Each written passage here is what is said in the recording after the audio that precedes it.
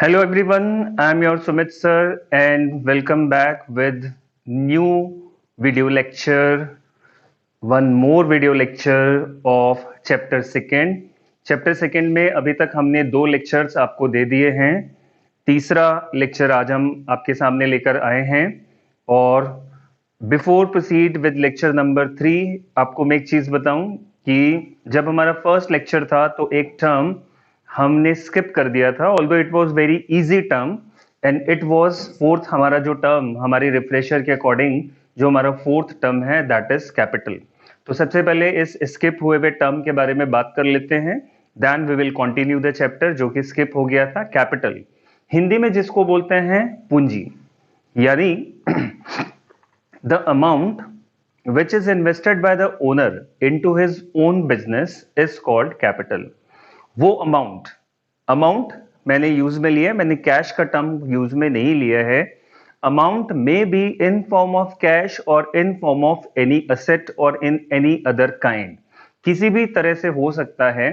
Suppose आपका घर का फर्नीचर था, आपका वो यूज में नहीं आ रहा था and you have invested into the business, this is also capital introduction.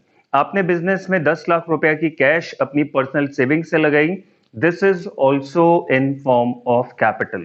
So capital refers to the amount which has been invested by the owner into his own business and capital is also called internal liability. ये हमने कल भी बात किया था जब हमने liability का टॉपिक लिया था, तो हमने उस लेक्चर में बात करी थी कि capital is also called internal liability of the business because the business will return this amount of capital to the owner when the business will be wound up। ठीक है, तो ये टर्म हमने क्लियर कर लिया जो स्किप हो गया था। और अब तक की क्लास में अब हमने 7 टर्म्स हमने क्लियर कर लिए हैं। इस लेक्चर में हम 8वें टर्म के साथ आपके साथ में हैं। 8th टर्म है हमारा रेवेन्यू वर्सेस कैपिटल रिसिप्ट। सबसे पहले बात करते हैं रिसिप्ट क्या होता है। Whatever we receive into cash is called our receipt. Revenue receipt and capital receipt, यहां पे एक टर्म क्लियर करिए, रेवेन्यू। ठीक है, अगर हम रेवेन्यू एक्सपेंडिचर या रेवेन्यू रिसिप्ट के बारे में बात करते हैं तो revenue receipt refers to those receipts जिसमें दो खास बात होती है रेवेन्यू के टर्म में। Revenue receipts refers to the receipts which are related with sales and production activities and which are recurring, which are regular, which are frequent in nature। Revenue receipts refers to those receipts which is related with sales and other regular nature income, जो हमें regular basis पे मिलती है, जो हमें cell से मिलती है, जो हमें दिन ब दिन या हर रेगुलर गैप से मिलती रहती है, हर साल, हर 6 महीने, हर 3 महीने, यानी जिसके मिलने का जो सीक्वेंस है वो होता है, रुकती नहीं है, कभी कभार वाली नेचर की नहीं है, एक्स्ट्राऑर्डिनरी नेचर या कैजुअल नेचर का जो नहीं है, जो हमें रेगुलर बेसिस पे मिलता रहता है, जो हमें हमारी सेल्स और अदर रेगुलर नेचर की इनकम से रिलेटेड है, ऐसी रिसिप्ट्स को हम क्या बोलते हैं, revenue receipts, right. Then capital receipts. Capital receipts are those receipts which are related with fixed assets or sale of fixed assets and long-term investments, and these are not regular in nature, these are extraordinary in nature, जो हमें कभी कभार मिलती है, क्योंकि आप खुद देखिए कि आप अपने बिजनेस के फिक्स एसेट्स को रेगुलर बेसिस पे नहीं बेचते हैं। ठीक है, तो ऐसे रिसिप्ट्स जो या तो हमारी फिक्स एसेट्स और लॉन्ग टर्म इन्वेस्टमेंट को सेल करने से रिलेटेड है, या ऐसी रिसिप्ट्स जो हमें बहुत कभी कभार मिलती है, जैसे इनकम फ्रॉम लॉटरी, बहुत किस्मत से मिलने वाली है, एक्स्ट्राऑर्डिनरी है, that is why it is our capital receipt. जैसे capital introduction into the business, एक ओनर ने अपने बिजनेस में कैपिटल लगाया, तो बिजनेस को हम बात कर रहे हैं बिजनेस के व्यू पॉइंट से, not from the view point of businessman. तो उस बिजनेस को जो कैपिटल इंट्रोडक्शन हुआ है, तो आपसे पूछा जाए कि इंट्रोडक्शन ऑफ कैपिटल ये किस तरह की रिसिप्ट है, आंसर है it is capital receipt. Bank से लोन लिया, पैसा आया, ये किस तरह की रिसिप्ट है, ये भी कैपिटल रिसिप्ट है। आपने कोई 10,000 की मशीन को 12,000 में बेचा, जो 12,000 रुपया आपके पास आया है, ये किस तरह की रिसिप्ट है? ये भी कैपिटल रिसिप्ट है। आपको लॉटरी से 1 लाख रुपए की आपके बिजनेस में लॉटरी लगी, ये किस तरह की रिसिप्ट है? ये भी कैपिटल रिसिप्ट है। लेकिन अगर मैं बोलूं कि 10,000 रुपए का माल 8,000 रुपए में बेचा, तो 8,000 रेवेन्यू रिसिप्ट है। 10,000 का माल 15,000 में बेचा, 15,000 रेवेन्यू रिसिप्ट है। रेंट मिला, रेवेन्यू रिसिप्ट है, रेगुलर मिलता रहता है। इंटरेस्ट मिला, रेवेन्यू रिसिप्ट है। ठीक है, तो ऐसी जो कुछ भी हमारे पास रिसिप्ट होती है जो रेगुलर बेसिस पर है, जो सेल से रिलेटेड है, वो रेवेन्यू रिसिप्ट है। और ऐसी जो रिसिप्ट जो या तो फिक्स्ड एसेट्स और लॉन्ग टर्म इन्वेस्टमेंट के सेल से है, या जो एक्स्ट्रा ऑर्डिनरी है, ये हमारी कैपिटल रिसिप्ट्स है। So this was one more topic, revenue and capital receipts. और अब हमारा आज का लास्ट टॉपिक, कहने को लास्ट टॉपिक है, बहुत इंपॉर्टेंट है। ये टॉपिक पढ़ने के बाद आपको अकाउंट्स का एक बहुत बड़ा टर्म क्लियर होने वाला है, और इस पर बेस्ड सीए फाउंडेशन में बहुत सेम का same topic, important topic, CA foundation का एक बहुत इंपॉर्टेंट टॉपिक है, that is we going to study, and it is expenditure. बहुत कॉमन सा टर्म है जो हम अपनी डेली लाइफ में काम में लेते हैं, एक्सपेंडिचर यानी खर्चा। ठीक है, अब देखिए इस टॉपिक को लेते हैं, एक्सपेंडिचर। सबसे पहले आपको मैं बता दूं कि दिमाग से अब एक आम आदमी के कंसेप्ट को हटाइए, because now you are commerce student. अगर हम बोलते हैं कि आज हमारा खर्चा हो गया, तो इट डजंट मीन कि आपका कैश का आउटफ्लो हुआ है या कैश आपने पे कर दिया और उतना ही खर्चा हुआ है। मैंने पहले भी यह बात बोली कि there is difference between expenditure and payment. Payment का मतलब होता है कैश का डिसबर्समेंट होना या कैश का आउटफ्लो होना। इट डजंट मीन कि एक्सपेंडिचर भी हुआ है ना। अगर एक्सपेंडिचर होता है तो शायद आपने उसके बराबर कैश का पेमेंट कर दिया है, शायद आपने नहीं किया, शायद आपने ज्यादा कर दिया। एक्सपेंडिचर का मतलब क्या है? एक्सपेंडिचर का मतलब है कि अगर आपको किसी चीज का बेनिफिट मिल गया, तो इसका मतलब है कि एक्सपेंडिचर हो गया। तो लेट्स टॉक अबाउट एक्सपेंडिचर, लेकिन दिमाग में फिर मैं बोलूंगा, क्लियर रखिएगा कि एक्सपेंडिचर यानी खर्चा, पेमेंट यानी भुगतान, दो अलग अलग बातें हैं। Let's talk in detail. हमने लिखा है एक्सपेंडिचर। एक्सपेंडिचर का meaning, when cash outflow is taken place और लायबिलिटी इज रेज्ड। अगर आपने किसी चीज को खरीदा है, तो या तो आपने कैश में पेमेंट कर दिया, और पेमेंट नहीं किया तो इसका मतलब है पेमेंट करना है, यानी लायबिलिटी रेज हो गई। बहुत सिंपल। अगर मैंने ये पेन आपसे खरीदा, 20 रुपए का पेन है, दो ऑप्शन है, मैंने आपको 20 रुपए पेमेंट कर दिया, इसका मतलब कैश डिसबर्स हो गया, आउटफ्लो हो गया। मैंने पेमेंट नहीं किया, तो इसका मतलब राम को पेमेंट करना है। Suppose you are Ram, Ram को पेमेंट करना है। Now it is my liability, Ram is my creditor, कि राम को पैसा देना है। यानी अगर हमने या तो पैसा दे दिया या हमारी लायबिलिटी रेज्ड हो गई। When cash outflow has taken place और liability has been raised, for what? For purchasing goods, services, any fixed asset or investment, then it is called expenditure. I repeat, expenditure. When cash outflow has taken place or liability has been raised. किसके लिए? For purchasing any goods, service, any fixed assets or long-term investment, then we used to say that expenditure has been incurred. तो हम बोलते हैं कि हमारा खर्चा हो गया। अब ये एक्सपेंडिचर तीन तरह के होते हैं। Number 1 revenue expenditure, number 2 capital expenditure, and number 3 deferred revenue expenditure. बात करते हैं रेवेन्यू एक्सपेंडिचर के बारे में। Revenue expenditures are related with goods and services. अगर हम बोलते हैं कि हमने गुड्स खरीदा, हमने सर्विसेज अवेल करी और हमने उसका पेमेंट कर दिया या नहीं किया, तो इसका मतलब है we are talking about revenue expenditure.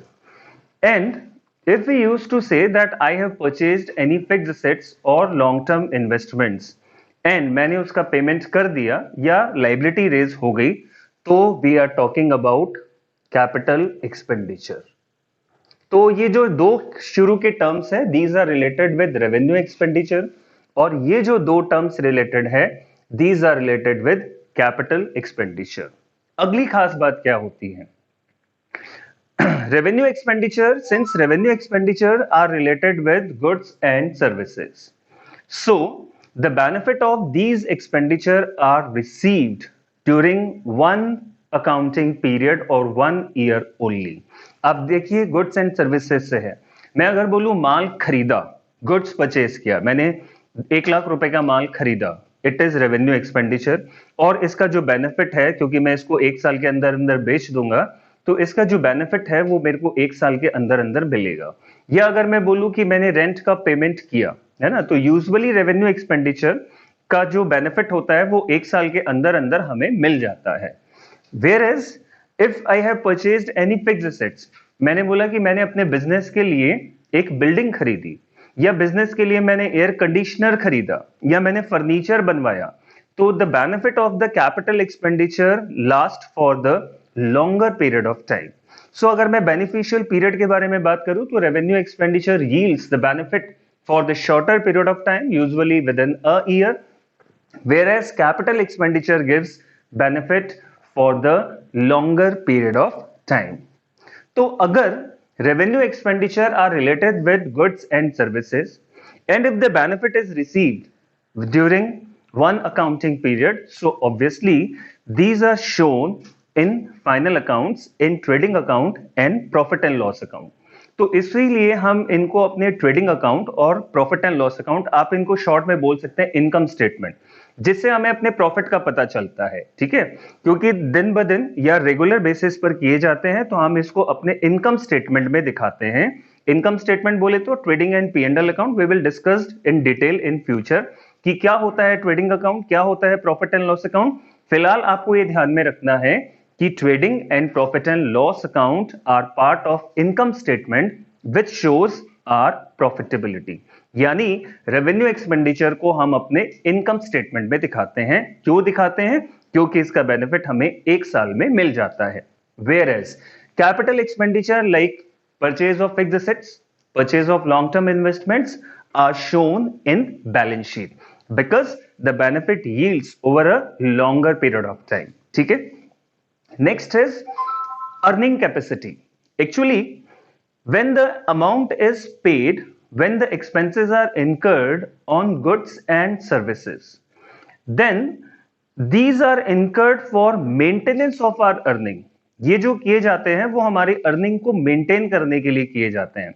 अगर मैं बोलूं कि मेरे को पढ़ाना है, तो मेरे को पढ़ाने के लिए ये मार्कर का खर्चा करना पड़ेगा, इंक का खर्चा करना पड़ेगा, इलेक्ट्रिसिटी का खर्चा करना पड़ेगा, वाटर मेंटेनेंस, रेंट वगैरह वगैरह ये खर्चे करने पड़ेंगे। Because for maintenance of earning these expenses are essential, right? And capital expenditure are very very helpful for increasing earning capacity. देखिए जनाब, एक सिंपल सा मैं आपको एग्जांपल देता हूं। एक सिनेमा हॉल में जो टिकट रेट चल रहा था, वो बॉक्स का मान लीजिए कि चल रहा था 100 रुपीज। अब उस सिनेमा हॉल ने अपने पूरे सिनेमा घर को एयर कंडीशनर करवा लिया, एसी का प्लांट लगवा लिया, कैपिटल एक्सपेंडिचर हुआ। नो डाउट अब टिकट का रेट बढ़ाना पड़ेगा। So capital expenditure are essential for increasing earning capacity. अगर आपको अपनी कैपेसिटी को अर्न करना है, बनाए रखना है, तो ऐसे खर्चों को हम बोलते हैं रेवेन्यू एक्सपेंडिचर। और if we want to increase our earning capacity, then these are called capital expenditure। और उसके बाद और अगर हम बात करें कि fixed assets, capital expenditure are related with fixed assets, and if any expansion are incurred into fixed assets, these are further called capital expenditure। Whereas revenue expenditure fix assets को मेंटेन करने के लिए किए जाते हैं। एक बहुत सिंपल सा आपको एग्जांपल देते हैं। आपने एक एयर कंडीशनर खरीदा, ठीक है? अब अगर आप एयर कंडीशनर खरीदोगे तो उसके साथ स्टेबलाइजर भी खरीदोगे, it is also capital expenditure, ठीक है। फिर आपने उसके एस्टैब्लिशमेंट के लिए 1000 रुपए का पेमेंट किया, it is also capital expenditure, it will be added with the cost of air conditioner, ठीक है। अब उसके बाद आपने उसके लिए अलग से एक इलेक्ट्रिक लाइन डलवाई, इलेक्ट्रीशियन को बुलाया, या इलेक्ट्रिक में जो भी वायर लगता है उस पे खर्चा किया, उस खर्चे को भी हम कैपिटल एक्सपेंडिचर बोलेंगे। यानी all those expenditure which are incurred with the initial level of establishment of any fixed asset is called capital expenditure। एक और एग्जांपल लेते हैं, या सपोज इसी एग्जांपल को अगर मैं कंटिन्यू करूं, अब उस एयर कंडीशनर का इलेक्ट्रिसिटी बिल आता है, इट इज रेवेन्यू एक्सपेंडिचर, क्योंकि वो उसको मेंटेन करने के लिए किया जा रहा है। उस एयर कंडीशनर में आप हर साल में उसके रिपेयर्स, मेंटेनेंस, साफ सफाई का खर्चा करते हैं, उसका एनुअल मेंटेनेंस देते हैं, तो it is also revenue expenditure.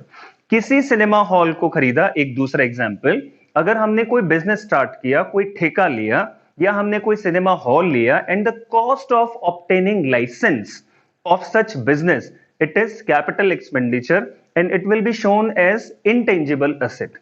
लेकिन अगर उसका रिन्यूअल चार्जेस लगता है तो it is revenue expenditure. So lot of examples are there. आप अपने बाइक का एग्जांपल ले सकते हैं कि आपने 60,000 रुपीज में एक बाइक खरीदी, ठीक है। उस बाइक के रजिस्ट्रेशन के लिए, नंबर वगैरह लेने के लिए आपने 12,000 का खर्चा कर दिया, it is capital expenditure. Purchasing bike capital expenditure, RTO charges capital expenditure. फिर बाइक में कुछ एसेसरीज करवाई, it is also capital expenditure, ठीक है। अब उस बाइक में आपने पेट्रोल भरवाया, 1000 रुपए का पेट्रोल भरवाया, पेट्रोल का खर्चा, इट इज रेवेन्यू एक्सपेंडिचर। आपने उस बाइक का लाइसेंस, आपने उस बाइक का इंश्योरेंस करवाया, ठीक है, और उसमें भी आपने 1000 रुपया लगा दिया, ठीक है, तो ये पेट्रोल का खर्चा, रेवेन्यू एक्सपेंडिचर, ठीक है, और ये इंश्योरेंस का खर्चा, ये रेवेन्यू एक्सपेंडिचर, ये बाइक का ओरिजिनल कॉस्ट, शोरूम प्राइस, ये आरटीओ के चार्जेस, ये एसेसरीज के चार्जेस, ये सारे कैपिटल एक्सपेंडिचर। लेकिन ये जो खर्चे है, अब बाइक खरीदी और दोस्तों को party the, it is also revenue expenditure, ठीक है, पार्टी का खर्चा। तो इन चीजों से समझ में आ रहा है कि अगर कोई फिक्स्ड एसेट्स खरीदी जाती है तो उसके एस्टैब्लिशमेंट, उसको रनिंग कंडीशन तक लाने में जितने भी खर्चे लगते हैं, ऑल आर कैपिटल एक्सपेंडिचर। और उस फिक्स्ड एसेट्स को मेंटेन करने के लिए, चलाए रखने के लिए जो भी खर्चे किए जाते हैं, तो वो कौन से एक्सपेंडिचर होते हैं? These are revenue expenditure. AC का जो बिल आएगा, इलेक्ट्रिसिटी का बिल आएगा, तो बताइए कौन सा खर्चा होगा? वो ऑब्वियसली रेवेन्यू एक्सपेंडिचर, ठीक है। तो इस डिस्कशन के बाद अब हमें ये क्लियर हो गया है एक इंपॉर्टेंट टॉपिक, डिफर्ड रेवेन्यू अभी हम थोड़ी देर में लेते हैं। अभी ये टॉपिक हमने क्लियर किया, revenue expenditure and capital expenditure के बीच में अगर हम डिफरेंसेस की बात करें तो सबसे पहले हमने बोला meaning. I repeat, revenue expenditure refers to the expenditure which are related with purchase of goods and services, whereas capital expenditure refers to the expenditure which are related with purchase of fixed assets and long term investments। फिर अगर हम beneficial period की बात करें, revenue expenditure yields benefit during one accounting year, whereas the benefit of capital expenditure is received over a longer period of time। Disclosure in books, revenue expenditure are shown in income statement, bracket में आप लिख सकते हैं trading and profit and loss account, whereas capital expenditure are disclosed in balance sheet. फिर earning capacity की बात करें तो revenue expenditure are related with maintenance of earning capacity, whereas capital expenditure are related with enhancement और increasing earning capacity। Last is fixed assets. Revenue expenditure are related with the maintenance of fixed assets, whereas capital expenditure are related with the initial cost and establishment cost of fixed assets। So, तीसरे topic के बारे में आते हैं, that is deferred revenue expenditure। देखिए, नया term है.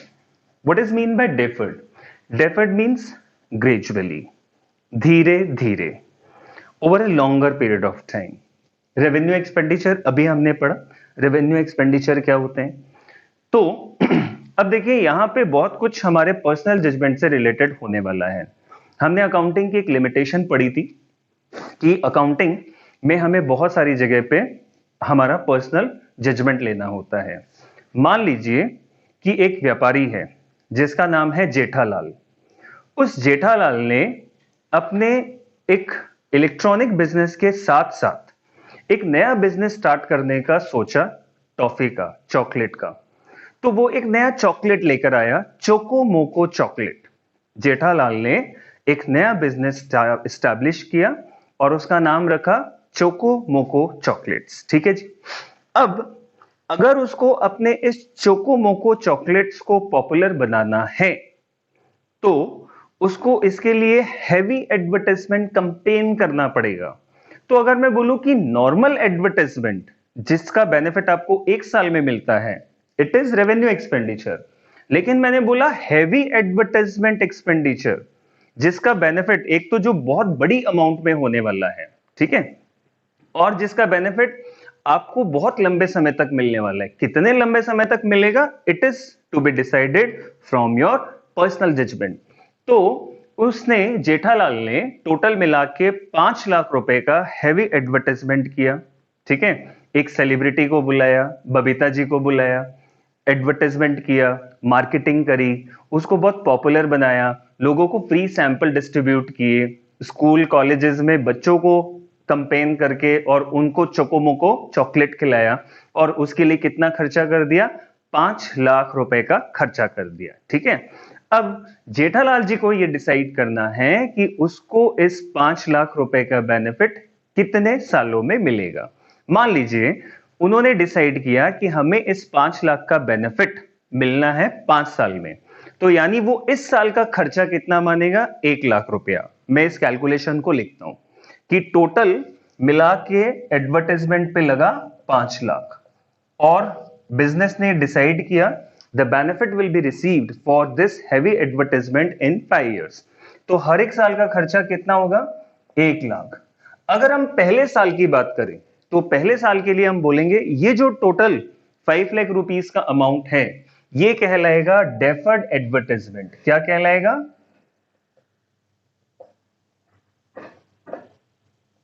Deferred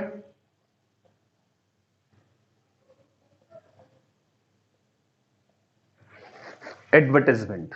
ठीक है, 5 लाख रुपया. और ये जो 1 लाख रुपया है ये कहलाएगा रेवेन्यू एक्सपेंडिचर.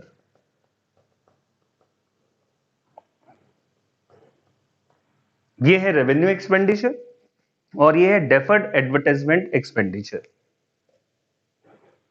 क्योंकि इसका बेनिफिट 5 साल में मिलेगा, ऐसा हमने पर्सनल जजमेंट से डिसाइड किया. तो अगर हम पहले साल की बात करें तो फर्स्ट ईयर हमने खर्चा कितना माना, 1 लाख. हम उसको अपने इनकम स्टेटमेंट में दिखाएंगे एक्सपेंडिचर साइड में कि 1 लाख रुपया का हमारा खर्चा हो गया. तो 4 लाख रुपया, 4 लाख रुपया कहलाएगा आपका नॉमिनल और फिक्टिशियस असेट. जो मैंने यहां पे एक हैशटैग से एक टर्म लिखा हुआ है, फिक्टिशियस और nominal assets. Unwritten portion, unused portion, unwritten.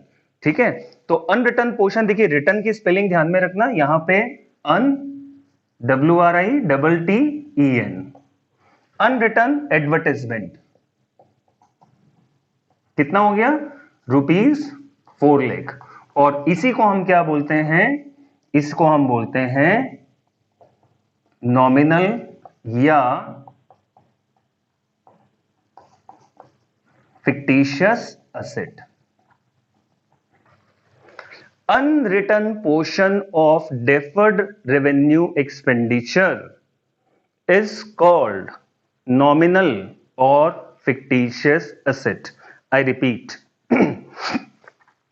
unwritten portion of deferred revenue expenditure or heavy expenditure is called nominal or fictitious asset. काल्पनिक संपत्ति, ठीक है, काल्पनिक संपत्ति या नॉमिनल असेट कितना 4 लाख। दोबारा इस कैलकुलेशन को समझिए, यहां पे मैंने 3 अमाउंट्स फाइंड आउट करी है। नंबर 1 है 5 लाख। क्या था 5 लाख रुपया? 5 लाख रुपया था deferred advertisement. Total amount of advertisement deferred basis पे कितना था? 5 लाख। हर साल आपको अपना रेवेन्यू एक्सपेंडिचर कितना मानना है? 1 लाख। तो ये जो 1 लाख था वो क्या था? Revenue expenditure. कितना पोर्शन आपका फर्स्ट ईयर के एंड में अनरिटर्न रह गया, जिसको आपने खर्चा नहीं माना? वो अनरिटर्न जो आपने अपने इनकम स्टेटमेंट से राइट ऑफ नहीं किया, अपना खर्चा नहीं माना, वो कितना था? 4 लाख। तो अनरिटर्न को हम और क्या बोलते हैं? फिक्टिशियस या nominal assets. Is it clear? तो ये एक इंपॉर्टेंट टर्म था। अब मैं आपको वापस डेफर्ड रेवेन्यू एक्सपेंडिचर पे लेके चलता हूं। दोबारा सुनिएगा मीनिंग को। लास्ट आपने लेक्चर में देखा, आपको पूरी एक पीडीएफ फाइल मिली जिसमें नोट्स थे। घबराइएगा मत, लेक्चर को ध्यान से सुनिएगा। इनसे रिलेटेड भी आपको पीडीएफ फाइल में नोट्स प्रिसाइज लैंग्वेज में मिलने वाले हैं। जरूरत है सिर्फ और सिर्फ वीडियोस को देखते रहिए, वॉच करते रहिए और इन सब चीजों को दिमाग में बिठाते रहिए, कंसिस्टेंटली पढ़ते रहिए। इंटरेस्ट डेवलप होना बहुत जरूरी है, ठीक है? तो दोबारा बात करते हैं कि हमने बात करी डेफर्ड रेवेन्यू एक्सपेंडिचर। मीनिंग बात करते हैं। Deferred revenue expenditure refers to the expenditure which are basically revenue expenditure in nature, but these are written off on deferred basis over a number of years. ऐसे खर्चे जो basically revenue expenditure nature के होते हैं, लेकिन जिनको deferred basis पे यानी धीरे धीरे हम अपना खर्चा मानते हैं, जिसको हमने अपना खर्चा मान लिया वो हो गया रेवेन्यू एक्सपेंडिचर। जो हमने खर्चा नहीं माना, जिसको हम आगे आने वाले सालों में खर्चा मानने वाले हैं, उसको हम बोलते हैं फिक्टिशियस या नॉमिनल असेट्स। तो चलते चलते एक बहुत इंपॉर्टेंट क्वेश्चन पे हम बात करते हैं। बहुत बार सीए फाउंडेशन में पूछा गया है, ब्रेनस्टॉर्मिंग क्वेश्चन है। What is main difference between fictitious assets and intangible assets? देखिए दोनों में सिमिलरिटी क्या है? दोनों में सिमिलरिटी है कि both are invisible in nature, both are not, both can not be seen और टच्ड। लेकिन दोनों में डिफरेंसेस क्या है? दोनों में डिफरेंसेस है कि nominal assets can not B purchased और सोल्ड। आप इसको परचेज या सेल नहीं कर सकते। But intangible assets like goodwill, patent, copyright, trademark can be purchased and sold.